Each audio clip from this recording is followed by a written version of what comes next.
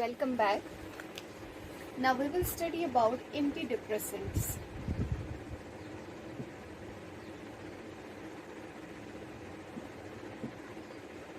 तो एंटीडिप्रेसेंट्स जो हैं ये हम फॉलोइंग डिप्रेसिव स्टेट्स में यूज करते हैं.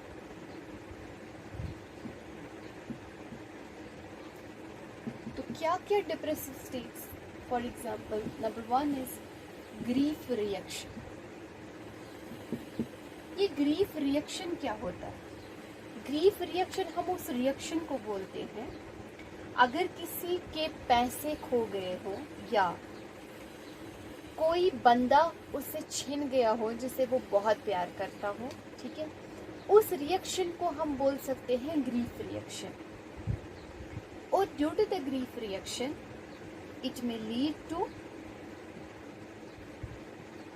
shock, sadness, excessive crying या irritability. वो भी एक कंडीशन जहाँ पे हम एंटी डिप्रेसेंट्स का इस्तेमाल कर सकते हैं. Next is depression. डिप्रेशन हम कह सकते हैं वो state which is due to adjustment disorders.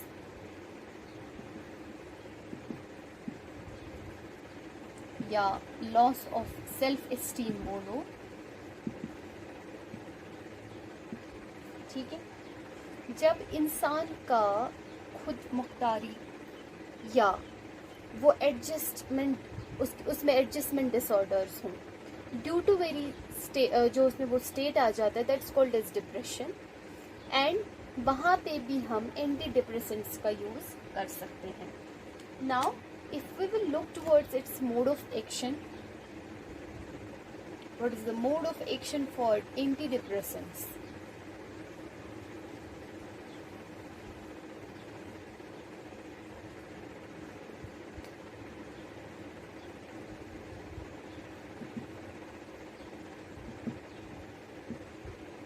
तो मोड ऑफ एक्शंस में ये जो एंटी डिप्रेसेंट्स हैं, पहले मैं आपको बोलूँ कि इसका classification accordingly I will say the mode of action.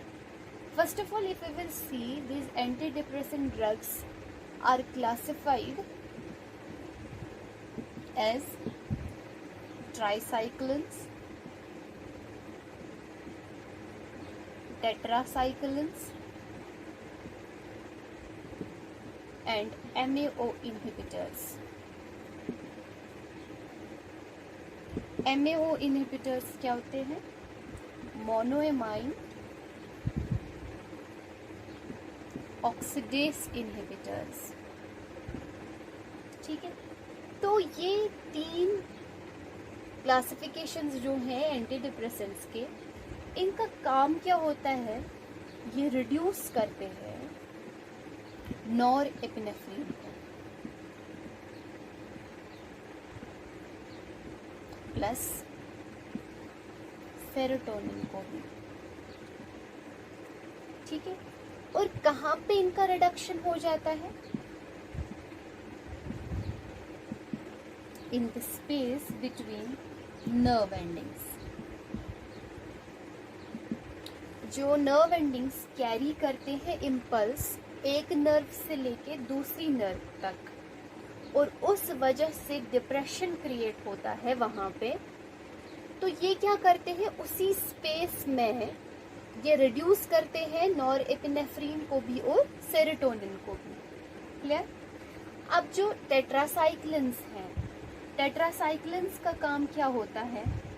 ये इंक्रीज करते हैं न्यूरोट्रांसमीटर्स को. ठीक है, और MAO भी. एक तो टेट्रासाइक्लिन्स और MAO इनहिबिटर्स ये क्या करते हैं?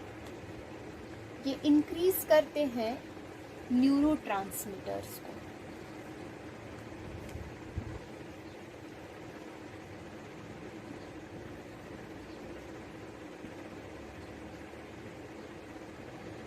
Neurotransmitters like again norepinephrine and serotonin. Now, moving towards its indications,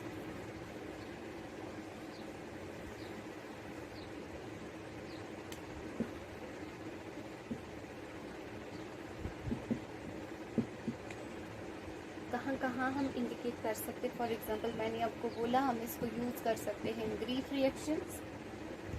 next is pathological grief या and number third is depression. What are the contraindications? Cardiovascular diseases and liver disorders. ठीक है, अब अगर हम इनकी साइड इफेक्ट्स देखें, अगर central nervous system की बात करें तो drowsiness, sedation, delusion, hallucination and extrapyramidal symptoms. ठीक है, अगर ऑटोनॉमस नर्वस सिस्टम की बात करें, dry mouth, urinary retention, constipation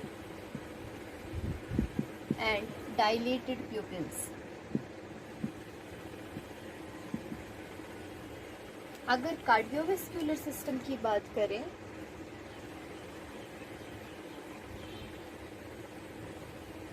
मैं साइड इफेक्ट्स बोल रही हूँ, तो कार्डियोवैस्कुलर सिस्टम की बात करें तो वहाँ पे हाइपोटेंशन हो जाए.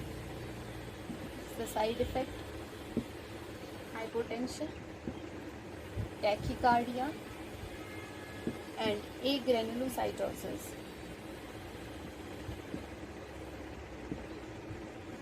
जीआई सिस्टम में nausea, vomiting, loss of appetite and jaundice. ठीक है, अगर एंडोक्राइन की बात करो,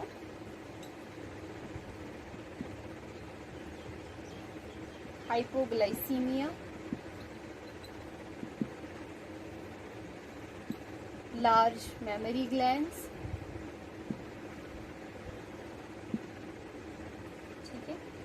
और कुछ पेशेंट्स में देखा गया वहाँ पे गैलेक्टोरिया हो जाता है. What is galactorrhoea?